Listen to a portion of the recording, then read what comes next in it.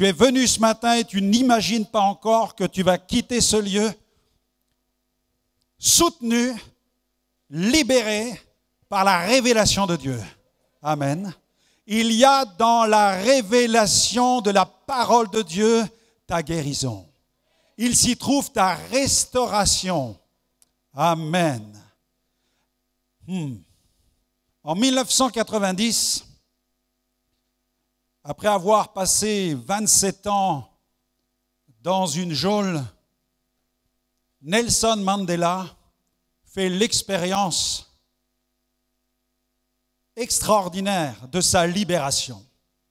Il va être libéré de prison après avoir subi toutes sortes d'humiliations, alors que le pays était enfermé, lié par l'apartheid. Il va expérimenter la fin de cette terrible épreuve et il va participer à la réconciliation de la nation et il va être l'homme de la situation.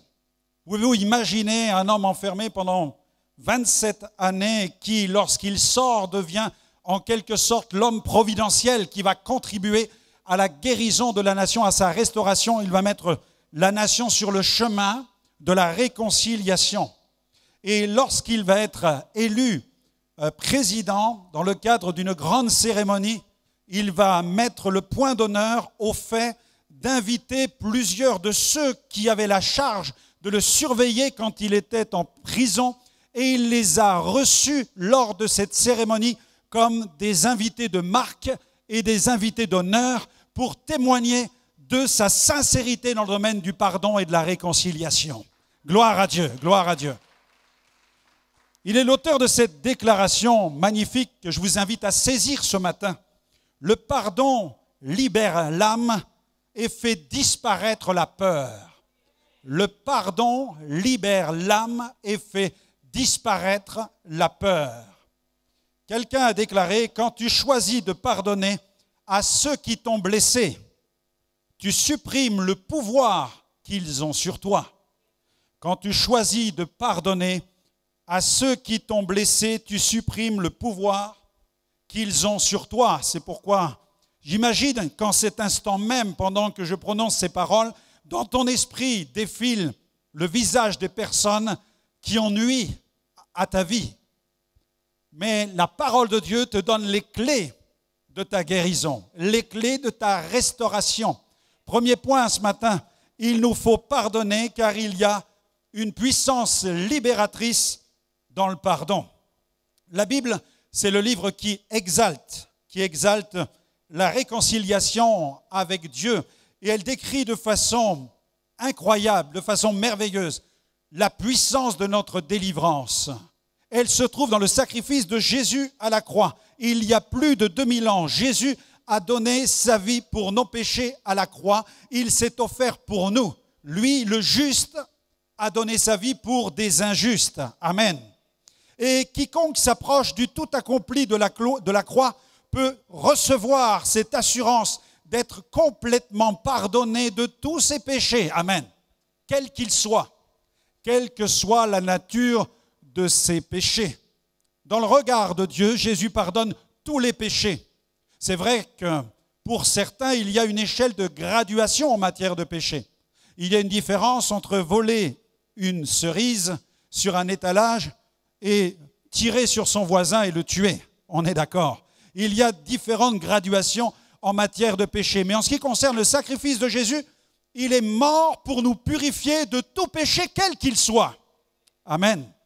Il est clair qu'en fonction des péchés que tu as commis, la démarche de réparation et de restauration peut prendre du temps, plus de temps, en fonction de ce que tu as commis.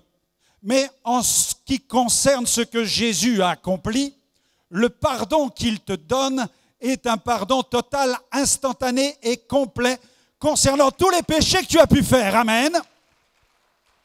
Le brigand sur la croix en est la preuve. C'était un dangereux criminel. Et pourtant, sur la croix, il va être illuminé. Il va recevoir une extraordinaire révélation. Amen. Et les simples paroles qui résonnent sur la croix nous parlent de la révélation qu'il reçoit. Parce que les deux brigands s'invectivent l'un l'autre.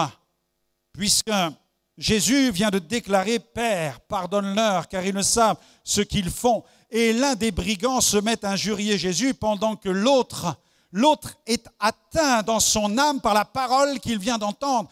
Il réalise combien cet homme est extraordinaire et différent, puisque cet homme vient de faire cette prière « Père, Père ». Cet homme, ce brigand, réalise qu'il est à côté du Fils, puisque le Fils vient de prier son Père. Souviens-toi de moi quand tu viendras dans ton règne, ce qui me fait dire que ce criminel savait que le ciel existait. Il existait un ciel, s'il savait qu'il existait un ciel et qu'il n'avait pas l'assurance d'aller au ciel, il était conscient qu'il y avait un enfer. Souviens-toi de moi quand tu viendras dans ton règne. En déclarant cela, il est en train de dire, Jésus, tu es aussi roi. Jésus est le roi. Nous avons ce qu'ont mérité nos crimes. Il a la révélation qu'il est un pécheur.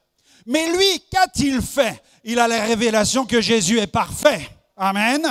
Dieu soit béni.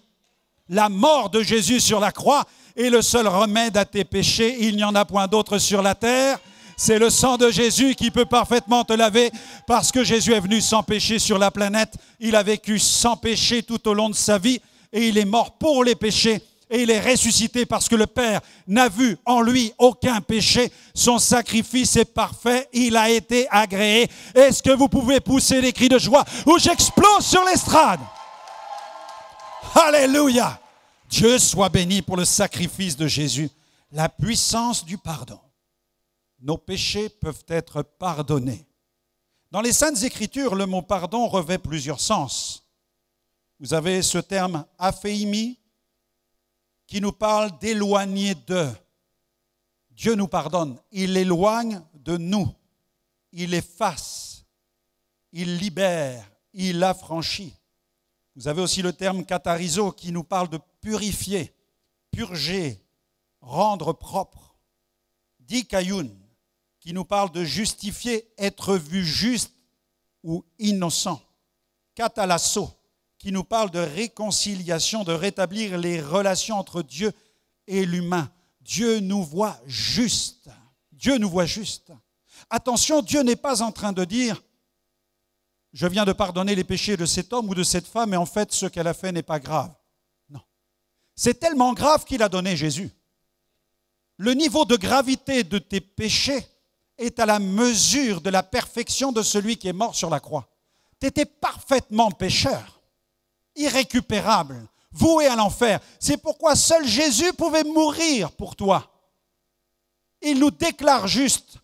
Il ne déclare pas que nous sommes des personnes qui avons commis des choses sans en avoir pris conscience. Non, nous sommes des pécheurs. Il n'y a pas un juste, pas même un seul. Tous sont péchés, tous sont privés de la gloire de Dieu. La Bible dit, il n'en est aucun qui fasse le bien. Aucun.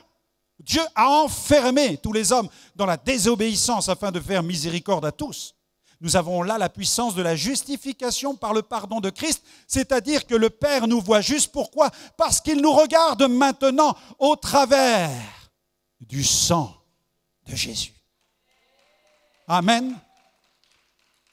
Il ne voit plus seulement nos péchés, mais il voit ce sang qui nous en lave. Et il nous voit comme étant déclarés justifiés. Amen. Nous sommes déclarés justifiés. C'est la puissance de son pardon.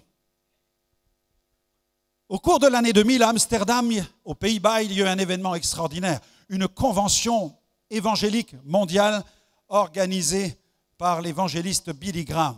Plus de 10 000 participants se sont présentés. Et au cours de cette conférence, il y a eu un événement marquant, celui de 2 indigènes qui accompagnaient le fils d'un célèbre missionnaire, le missionnaire Saint. Son fils, le missionnaire Saint, était retourné au sein de cette tribu, Oka, au cœur même de l'Équateur, où quelques années auparavant, son père avait été massacré par les indigènes. Mais qui aurait pensé qu'un jour, le fils de M. Saint, appelé au ministère, déciderait de retourner, ou plutôt d'aller, vers cette tribu qui avait massacré son propre père. Il a accepté de relever ce défi parce qu'il savait que seul le sacrifice a de la puissance pour transformer les vies et les cœurs. Et alors que le jeune missionnaire est allé à la rencontre de cette tribu qui avait assassiné son père, il a pu prêcher l'évangile de Jésus. Et Dieu a transformé le cœur de ces indigènes au point qu'ils se convertissent à Jésus, qu'ils soient lavés par le sang du Christ. Et le miracle fut celui-ci, c'est qu'au cours de cette conférence, deux de ces indigènes sont venus à la conférence pour rendre témoignage de la puissance transformatrice de l'Évangile, et ils ont pu déclarer comment l'Évangile a transformé leur tribu, qui était une tribu belliqueuse, en une tribu remplie de paix, de sérénité à cause de la puissance du sacrifice de la croix. Amen. Et pour convaincre tous ces conférenciers de la puissance libératrice du pardon, de même pour rassurer ces deux indigènes qui trouvent ceci comme incroyable, impensable, le missionnaire Saint a demandé à toute l'audience, à tous ceux qui croyaient que le sacrifice a le pouvoir de transformer les destinées, de se lever, comme un seul homme, les 10 000 participants se sont levés dans la salle de conférence. Alléluia! La puissance du pardon de Jésus-Christ. Il y a une puissance dans le sacrifice. Il y a une puissance aussi dans le pardon que Steve Saint a attribué à cette tribu indigène. S'il n'avait pas pardonné, il n'aurait pas pu leur annoncer l'Évangile et leur permettre d'être transformés et de découvrir cette puissance du salut. Gloire à Dieu pour la puissance du pardon. Il nous faut pardonner car il y a une puissance libératrice dans le pardon. Deuxième point, il nous faut pardonner car Christ nous a pardonné. Amen. Si Jésus, le Fils de Dieu, sans péché, qui est venu sur la terre, a décidé de pardonner les pécheurs que nous sommes, nous qui sommes des pécheurs, pourquoi ne serions-nous pas capables de pardonner à des personnes qui sont de la même nature que la nôtre, c'est-à-dire des pécheurs? Si Jésus, le saint et le parfait, n'avait pas besoin de pardonner, et si lui, il l'a fait, à combien plus forte raison, tu ne dois plus te trouver d'excuses et tu dois commencer à considérer le chemin du pardon si tu veux dormir tranquille, si tu veux vivre en paix et si tu veux pouvoir entrer dans ta destinée. Parce que tant que tu ne pardonnes pas, tu es esclave de ton passé et des traumatismes qu'on t'a fait subir. La puissance libératrice du pardon, il nous faut pardonner car Christ nous a pardonné. Sur la croix, Jésus a dit, « Père, pardonne-leur, car ils ne savent ce qu'ils font. » Ils se partagèrent ses vêtements en tirant au sort. Jésus a pardonné alors qu'il était à l'agonie. Il aurait pu faire marche arrière. Il aurait pu vouloir récupérer ses attributs divins dans toute leur potentialité. Il aurait pu dire, Père, non. Il aurait pu arracher les clous de sa main. Il aurait pu les arracher de ses pieds. Il aurait pu arracher la couronne d'épines de son front et reprendre position sur son trône d'autorité et prononcer des sentences de jugement sur Hérode, sur Pilate, sur les pouvoirs politiques et religieux qui avaient conspiré contre sa personne. Mais il a renoncé. Père, pardonne-leur, car ils ne savent ce qu'ils font. Gloire à Dieu. Jésus a pardonné alors qu'il était à l'agonie. Il aurait pu faire appel à des légions d'anges. Étant sans péché, il aurait pu descendre de cette croix, mais il dit, Père, pardonne-leur car ils ne savent ce qu'ils font. Est-ce que nous réalisons ce que signifie cette phrase? Intéressons-nous quelques instants à la portée, à la puissance de cette simple phrase qui se trouve dans nos Bibles. Ils ne savent ce qu'ils font. Il y a quelque chose qui leur échappe. Père, il y a quelque chose qu'ils ne comprennent pas. Ils ne savent pas ce qu'ils sont en train de faire. Qu'est-ce que Jésus veut dire par là? De quoi Jésus parle-t-il? J'aimerais apporter un éclairage sur cette question, car cette parole de Jésus souffre trop d'un défaut d'interprétation. Souvent, elle est perçue comme une parole qui sert à dédouaner les Romains qui le crucifient. Père, pardonne-leur, ils ne savent pas ce qu'ils sont en train de faire. Souvent, on interprète cette phrase de cette manière. Père, pardonne-leur, parce qu'ils ne savent pas ce qu'ils sont en train de faire. Ils ne savent pas que je suis innocent. Ils ne savent pas que je suis victime d'une erreur judiciaire. Ils ne sont pas conscients que je suis le Fils de Dieu, que je suis le Messie, que je suis saint. Ils ne le savent pas. Pardonne-leur à cause de cette ignorance. Souvent, nous interprétons cette parole de cette manière. Mais il est important de la prendre à la hauteur d'une parole prophétique qui se trouve dans le livre des Psaumes au chapitre 2, verset 2, où il est question des rois qui se sont ligués contre le oint. Père, pardonne-leur, parce qu'ils ignorent ton dessein prophétique.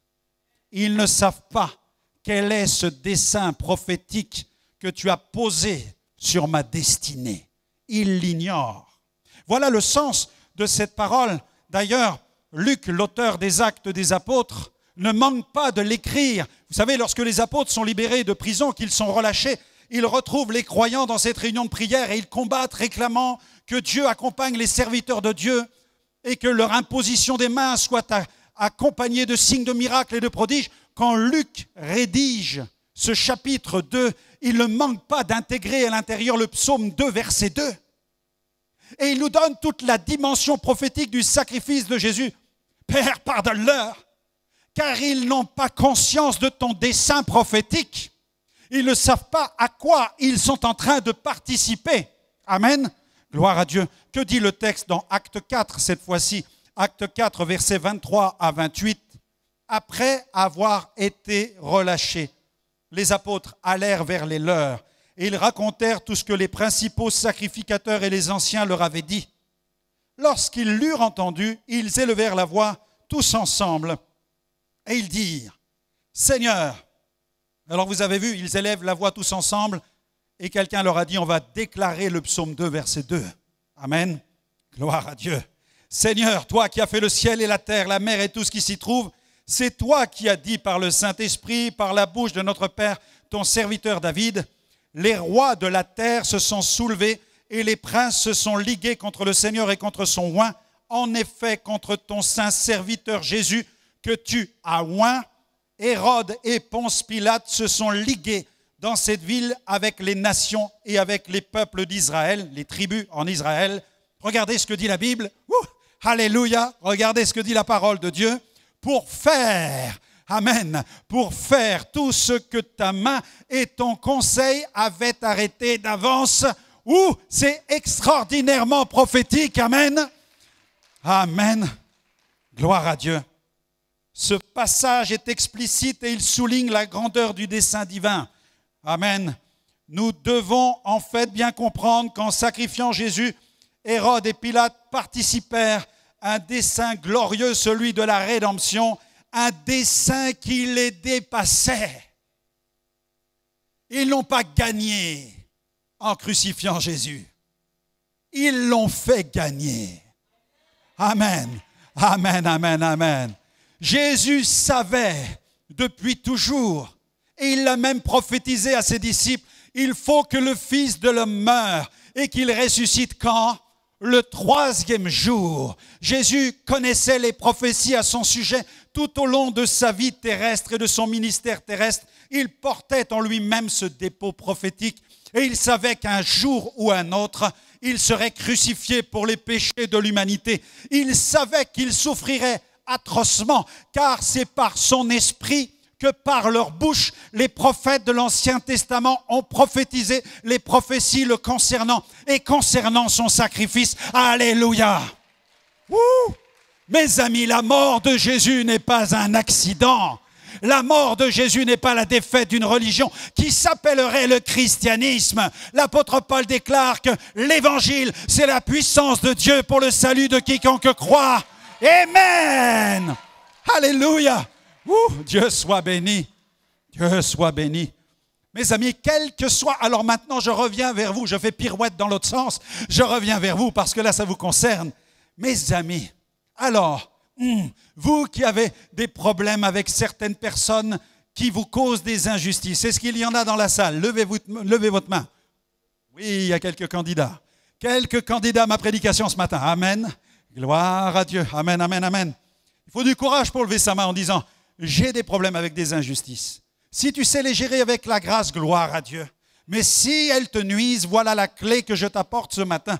Quelles que soient les injustices que j'ai pu subir ou que je suis en train de subir, je ne dois jamais perdre de vue que Dieu est au contrôle de ma situation de la même manière qu'il fut au contrôle de celle de Jésus. Ils se sont ligués contre le oint, mais tout cela, Dieu le savait d'avance, et ces choses se sont accomplies à dessein, selon son dessein. Dieu permet des situations d'injustice afin que tu puisses faire briller l'évangile de la grâce de Dieu autour de toi. Amen.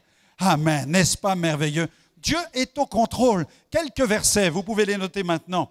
Psaume 93, verset 1er. Psaume 93, verset 1er. L'Éternel règne. Il est revêtu de majesté. L'Éternel est revêtu, il est saint de force. L'Éternel règne. Peux-tu déclarer avec moi? L'Éternel règne. Tous ensemble. L'Éternel règne. Psaume 103, verset 19. L'Éternel a établi son trône dans les cieux et son règne domine sur toutes choses. Répète avec moi. Son règne domine sur toutes choses. Amen. Daniel 4, 34. Son règne est un règne éternel et sa domination subsiste de génération en génération. Répète avec moi, sa domination subsiste de génération en génération. Tu le crois ou tu ne le crois pas? Est-ce qu'il y a des gens qui le croient?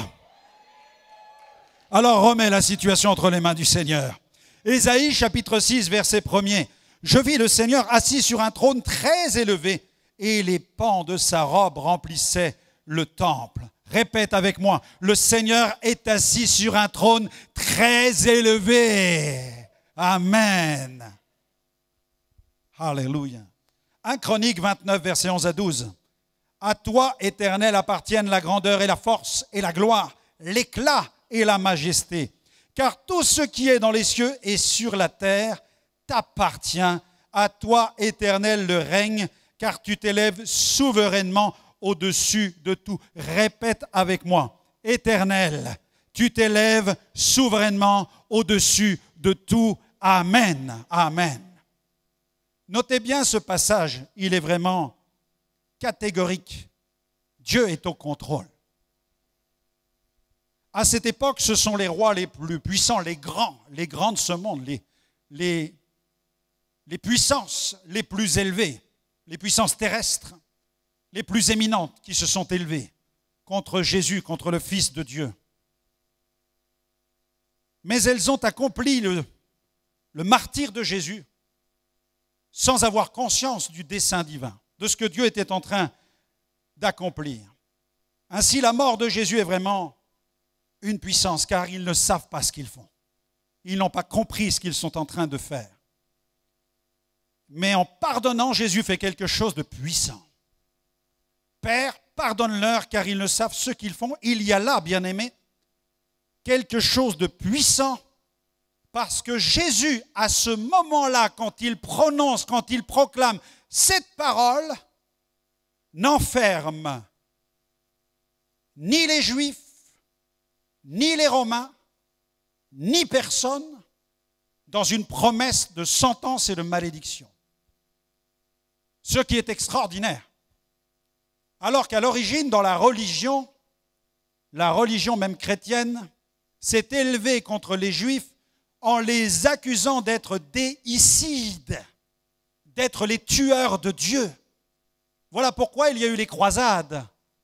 Parce que l'Église en a conclu qu'il fallait faire payer le prix au peuple juif de la même manière qu'à tous ceux qui envahissaient Jérusalem, parce qu'ils étaient des envahisseurs ou alors ils étaient des déicides. Donc nous avons là, ici, un point crucial qui traite du cœur que doit manifester toute église chrétienne sur la planète. Aucune église qui se déclare du Christ et qui croit dans la puissance du pardon ne doit s'élever contre aucune peuplade, aucun peuple, aucune nationalité, parce que Dieu veut que tous les hommes soient sauvés. Et Jésus n'a pointé du doigt personne. Il n'a ni maudit ou appelé le jugement sur les Romains ou sur les Juifs. Il a simplement déclaré, Père, pardonne-leur, car ils n'ont pas conscience de ton dessein prophétique. Ils ne savent pas ce qu'ils sont en train de faire. Alléluia. Gloire à Dieu. C'est pourquoi lorsque nous refusons de pardonner quelqu'un, comprenez bien ce qui se passe. C'est pourquoi là, il y a aussi une tactique satanique, il y a un plan de Satan lorsque Satan a fait porter sur l'Église ce sentiment hostile contre le peuple hébreu. C'est pourquoi la Bible nous dit de prier pour Israël. La Bible nous dit de prier pour la paix de Jérusalem. C'est pourquoi nous devons croire qu'il va y avoir même un réveil pour Israël avant le retour de Jésus. Car Dieu va répandre sur Israël un esprit de supplication, un esprit de repentance. Et Israël va reconnaître celui dont les mains ont été percées. C'est ce que déclarent les prophéties. Amen. Wouhou. Si Jésus avait maudit ou appelé le jugement sur le peuple d'Israël alors qu'on le crucifiait, imaginez-vous les conséquences. Mais Jésus a dit, Père, pardonne-leur. Car ni Hérode ni Pilate n'ont conscience de ce qu'ils sont en train de faire. Ils ne savent pas ce qu'ils font. De la même manière, imagine quelles sont les conséquences quand tu refuses de pardonner à quelqu'un. Je ne te parle pas de justifier quelqu'un qui te fait du mal. Le pardon ne consiste pas à dire de quelqu'un ce qu'il est en train de me faire, qui est injuste et juste. Non, nous ne sommes pas en train de dire que les injustices sont justes. Chacun rendra des comptes pour lui-même. Celui qui sème la mort récoltera la mort. Celui qui sème le vent récolte la tempête. Le salaire du péché, c'est la mort. Mais la Bible nous dit de pardonner afin de ne pas porter sur nous ce poids de culpabilité, afin de ne pas porter sur nous aussi ce poids qui nous emprisonne et nous empêche d'entrer dans notre destinée. C'est pourquoi le chrétien doit prendre conscience de la puissance qu'il y a dans le pardon. Jésus nous a accordé le pouvoir de pardonner. Lorsque nous refusons de pardonner à quelqu'un, nous l'enfermons et l'empêchons de trouver le chemin du salut. Voilà comment Satan gagne la bataille dans la vie du chrétien lorsque celui-ci commence à prononcer un anathème sur celui qui est la source d'injustice sur sa destinée. Si tu places un anathème sur quelqu'un, une malédiction sur quelqu'un, si tu l'enfermes en refusant d'emprunter le chemin du pardon, comment trouvera-t-il le chemin du salut? C'est pourquoi le pardon devient une puissance, parce que toi, tu vis avec le Dieu qui est au-dessus de tous les dieux, de tous les trônes, celui qui règne dont le royaume est élevé et dont tu crois qu'il a le pouvoir de changer les situations et même de transformer les cœurs comme il l'a fait pour le brigand sur la croix.